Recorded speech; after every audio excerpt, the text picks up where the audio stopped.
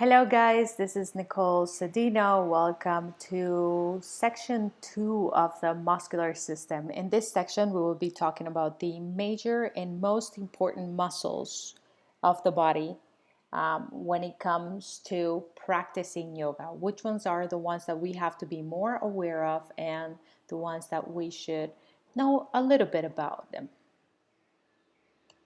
First, let's start off with this quote. Courage is very important, like a muscle. It is strengthened by its use. Let's take a second to analyze this quote.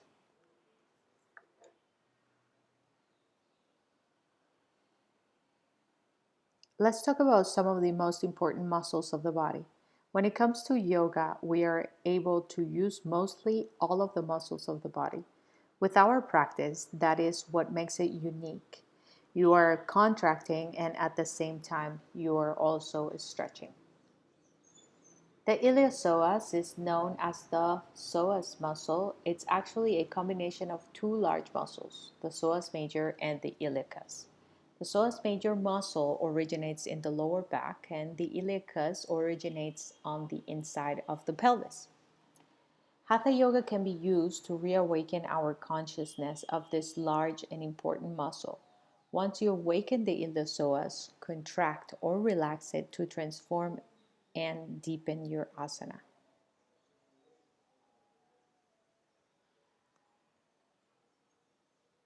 The iliopsoas is the prime mover for hip flexion.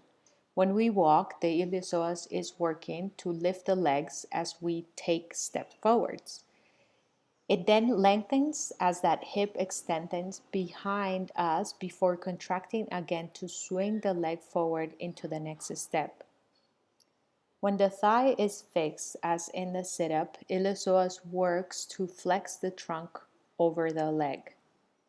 In yoga, the psoas is working anytime a leg is fixed against gravity. So poses like tree pose, Uttita Hasta Padangustasana, as well as when we step forward during our vinyasa. It also works to maintain hip flexion in the front leg of triangle, Uttita Trikonasana, Warrior 2, Virabhadrasana 1, or Warrior 2, or Warrior 1. It works isotonically as it lifts the leg into a flexed position, and it works isometrically to hold it there. So what is the problem that the psoas brings? The psoas does not bring any problems. It is actually designed to be active and loves being taken through its full range. Unfortunately, modern life has us spending a lot of time with our hips in flexion, like sitting or driving, and it could also have it as overactive in doing sports that tighten the psoas rather than stretching it, like running, sit-ups, or even cycling. This, what it does, it leads it to overactive and it short psoas, it makes it shorter, makes the short psoas muscle shorter. Because of this attachment to the spine, when the psoas shortens, it pulls the spine into the classic postural adaptation of increased lumbar lordosis and anterior tilted pelvis that we see in the lower spinal cross syndrome, which is the common cause for back pain. So how to lengthen? We would be talking about any type of lunges or even pigeon pose or yoga poses. The gluteus maximus for me it's it's a very important muscle. It stands out as the largest and most posterior of four muscles located on the outside of the pelvis. The gluteus maximus is a single muscle divided into two insertions, one on the outside of the proximal femur bone and one on a strap-like structure on the outside of the thigh called the iliotibial band. So contracting the gluteus extends and outwardly rotates the femur. Many important yoga postures awaken the gluteus maximus, including standing poses or back bending and forward bendings. Whenever you have a tight gluteus maximus, it limits forward bends and weakens, and also whenever you have it really weak, it limits your back bends. The gluteus maximus acts to extend the thigh at the hip joint. It can also laterally rotate the femur when the hip is extended. Strong, supportive glutes are key to a safe, pain-free yoga practice. Glute muscles can do so much more than just look great on jeans. They're the primary players in many of the movements that make it possible to do yoga. Along with many other smaller supporting muscles, act as the base of support for the pelvis and the hips. They stabilize your femur in your hip socket, they rotate your femur internally and externally, and they draw your leg back as well. Our increasingly sedentary lifestyles are leading to what experts call gluteal amnesia, in which the butt muscles become overstretched and underused. On the flip side, it's possible to overuse and overextend these muscles, whether we are excessively clenching the tush in certain asanas, such as, let's say, Warrior 2, or in wheel pose, or pushing too hard while running or hiking can also, we can see it on overusing and overexert. Not only do under or over the glutes affect range of motion in the hips and the sacrum, but they also strengthen imbalances. They can also lead to instability or pain where we're on our mats. Let's go next to the quadriceps. The quadriceps in yoga, the primary objective with the quadriceps, as is the case with other muscle groups, is to strengthen and lengthen the muscles to increase flexibility, reduce the risk of injuries, and carry out your poses more gracefully and effortlessly. The quadriceps form the front of the thigh. Its name comes from Latin, meaning four-headed. It is a four-part muscle combining to form the quadriceps tendon, which inserts on the patella, which is the kneecap. The quadriceps are key muscles in yoga. Contracting them directly stretches the hamstrings when seated or in standing poses. They also strengthen and straighten the knees in back bends, lifting the body. So quad stretches, yoga poses should be completely comfortable, and you shouldn't have to experience any pain at all. As you hold the stretch, the feeling of tightness should either stay the same or fade. If the sense of tightness increases, you're stretching too hard and you may be running a risk of injury.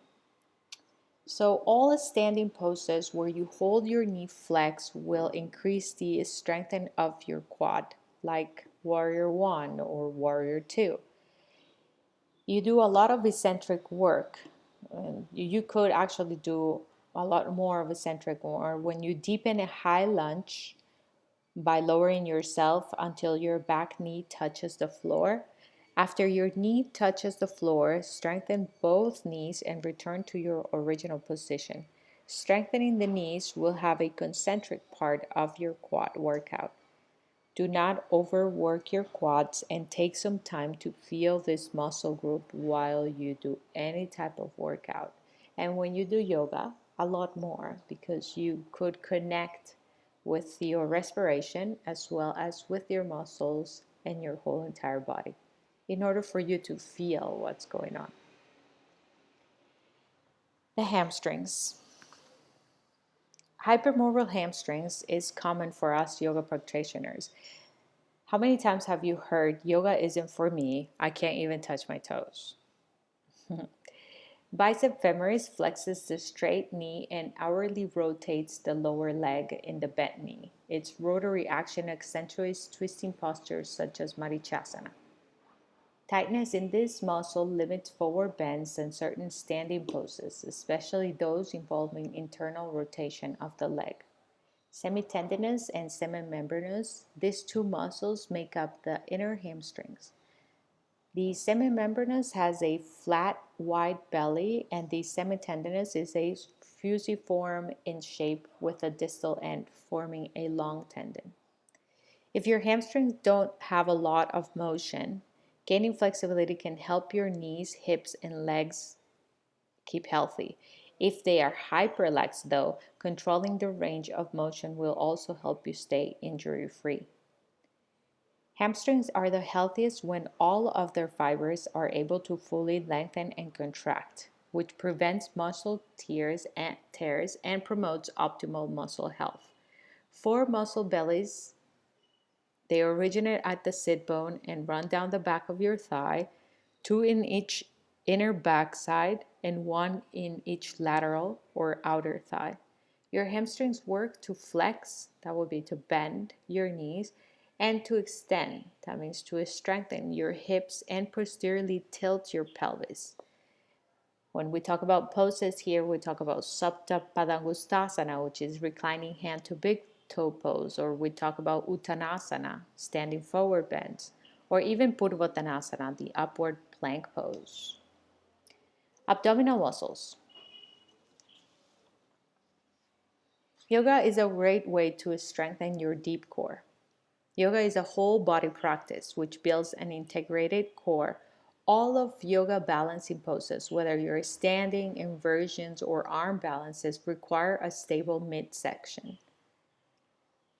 Many poses can be done dynamically if you particularly want to work your abs.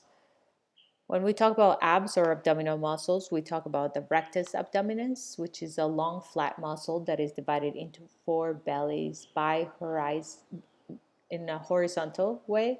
We talk about the fibrous bands, giving it a washboard appearance, and tightness in this muscle limits the depth of any type of back bend. We also talk about external obliques, which is a sheet-like muscle with fibers running the opposite to the internal oblique. It is the larger of the 2 obliques and lays very superficial. Internal oblique, it's a thin sheet-like muscle located on the side of the trunk. Fibers cross diagonally upward and forward from the iliac crest.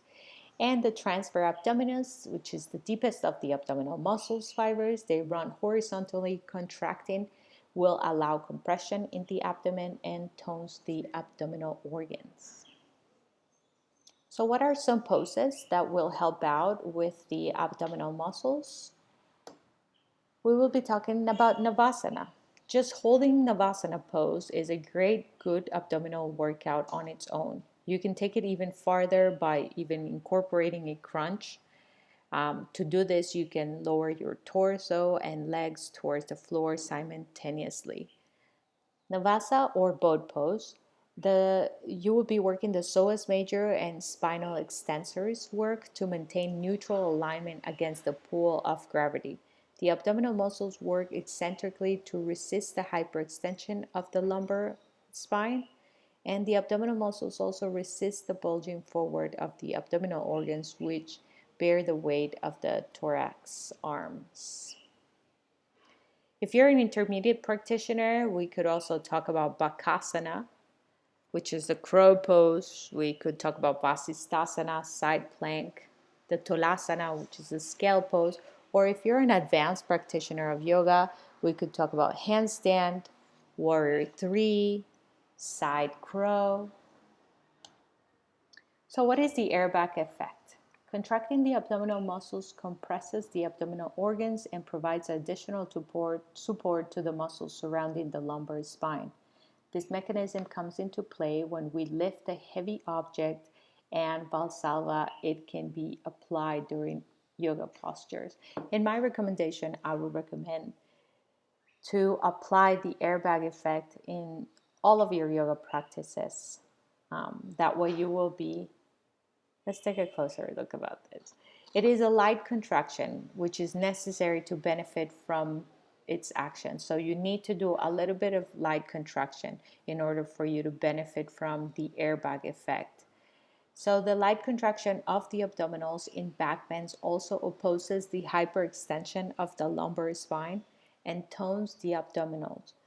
Contracting in this way activates the Uddiyana Bandha in the illuminating of the third chakra. So Uddiyana Bandha is whenever you contract the pelvic floor.